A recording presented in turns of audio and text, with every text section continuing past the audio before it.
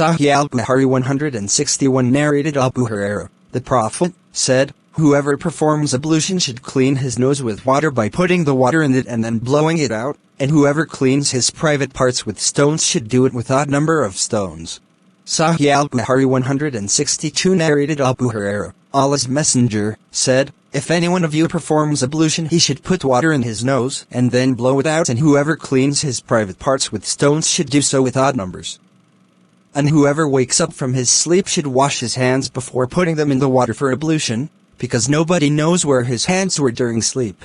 Sahieh Al-Bukhari 163 narrated Abdullah bin Amr, the Prophet, remained behind us on a journey.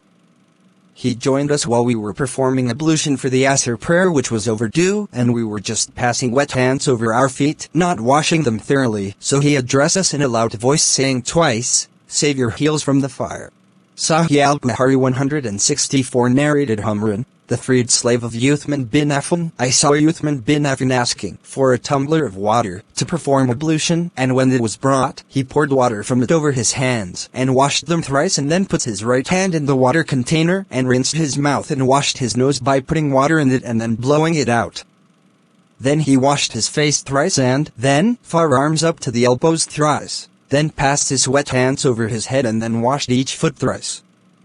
After that Uthman said, "I saw the Prophet performing ablution like this of mine, and he said, if anyone performs ablution like that of mine and offers a 2-rakat prayer during which he does not think of anything else not related to the present prayer, then his past sins will be forgiven."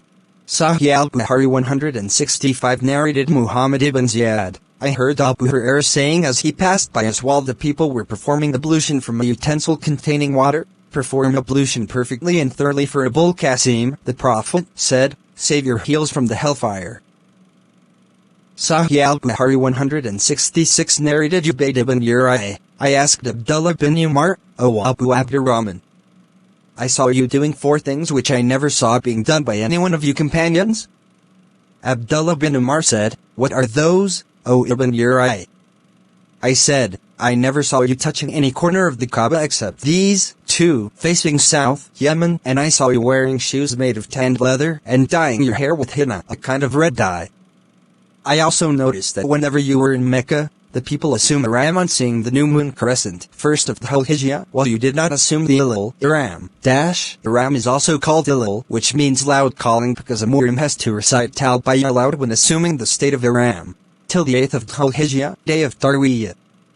Abdullah replied, "Regarding the corners of Kaaba, I never saw Allah's Messenger touching except those facing south, Yemen, and regarding the tanned leather shoes, no doubt I saw Allah's Messenger wearing non-hairy shoes, and he used to perform ablution while wearing the shoes, that is, wash his feet and then put on the shoes. So I love to wear similar shoes." And about the dyeing of hair with henna, no doubt I saw Allah's Messenger dyeing his hair with it, and that is why I like to dye my hair with it. Regarding Ilal, I did not see Allah's Messenger assuming Ilal till he set out for Hajj on the 8th of Dhul-Hijjah. Sahieh Al-Bukhari 167 narrated Adiyah, that the Prophet, at the time of washing his deceased daughter, had said to them, "Start from the right side, beginning with those parts which are washed in ablution." Sahieh Al-Bukhari 168 narrated Aisha, the Prophet used to like to start from the right side on wearing shoes, combing his hair and cleaning or washing himself, and on doing anything else. Sahieh Al-Bukhari 169 narrated Anas bin Malik, saw Allah's Messenger when the Asr prayer was due, and the people searched for water to perform ablution, but they could not find it. Later on, a pot full of water for ablution was brought to Allah's Apostle. He put his hand in that pot and ordered the people to perform ablution from it. I saw the water springing out from underneath his fingers till all of them performed the ablution. It was one of the miracles of the Prophet. Sahieh Al-Bukhari 170 narrated Ibn Sirin, I said to Abida, "I have some of the hair of the Prophet, which I got from Anas or from his family." Abida replied, "No doubt if I had a single hair of that, it would have been dearer to me than the whole world and whatever is in it."